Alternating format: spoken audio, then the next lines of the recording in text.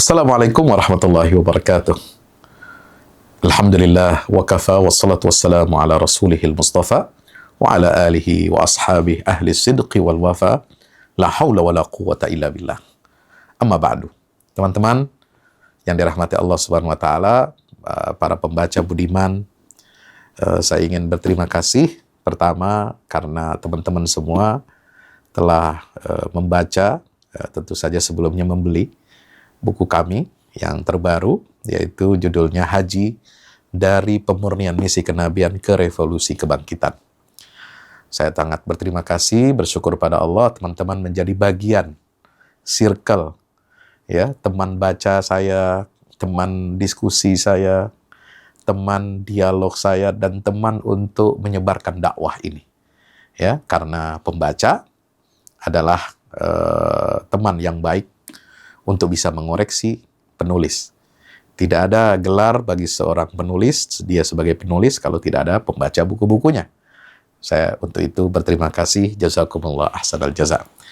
Teman-teman, para pembaca budiman yang dirahmati Allah Subhanahu wa taala, kalau teman-teman semua baca buku kami, Haji itu, terutama bagi yang sudah mendaftar menjadi calon haji di tahun ini dan insya Allah tahun-tahun yang akan datang, sambil menunggu antriannya hajinya, tentu teman-teman akan membaca sebuah sketsa dari buku kami itu tentang pentingnya menjaga Al-Aqsa. Kenapa? Di prolog buku haji ada tulisan saya berjudul Meneladani Nabi Ibrahim alaihissalam untuk mempertahankan Al-Aqsa.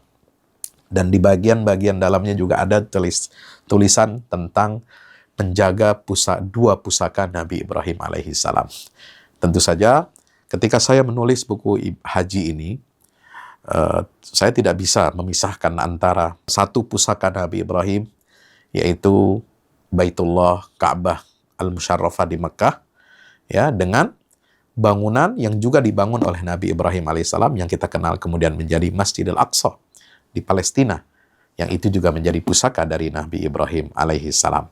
Makanya dari awal kami sudah menekankan bahwa setiap jamaah haji harus memiliki ikatan hati, ikatan batin, dan kekuatan spiritual yang menautkan dua pusaka Nabi Ibrahim alaihissalam ini.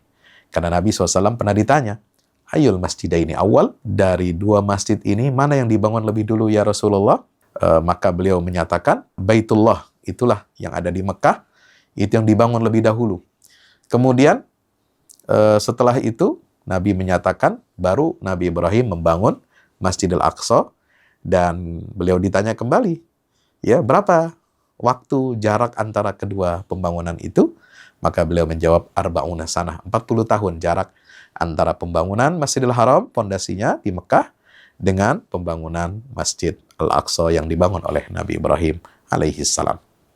Maka itu teman-teman, untuk memperkaya kembali bacaan teman-teman dari ibadah haji ini, tentang buku saya haji itu, untuk memperluas, memperdalam, memperkaya, bagaimana caranya kita mempertahankan Al-Aqsa, saya juga sudah menulis buku, judulnya Runtuhkan Zionis, Rebut Baitul Maqdis.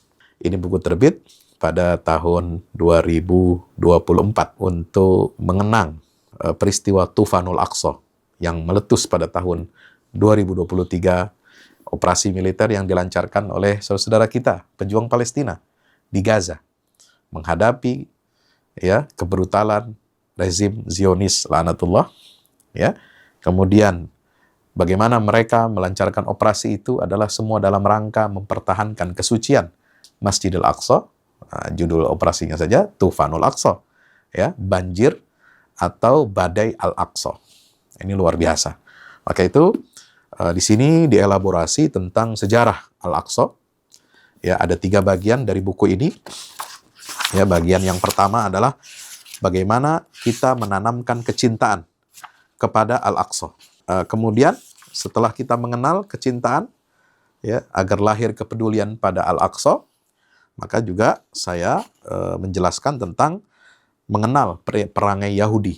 Ya, bagaimana Yahudi itu di dalam Al-Quran dan Sunnah Nabi SAW, ya, mengapa mereka memiliki perangai-perangai yang buruk, tabiat dan ideologi mereka, kemudian kekufuran nikmat mereka terhadap nikmat Allah Ta'ala, ya, kemudian mewaspadai makar Yahudi, ya, kemudian penghukuman atas tipu daya mereka, pengkhianatan-pengkhianatan mereka, dan janji pembinasaan Yahudi di akhir zaman.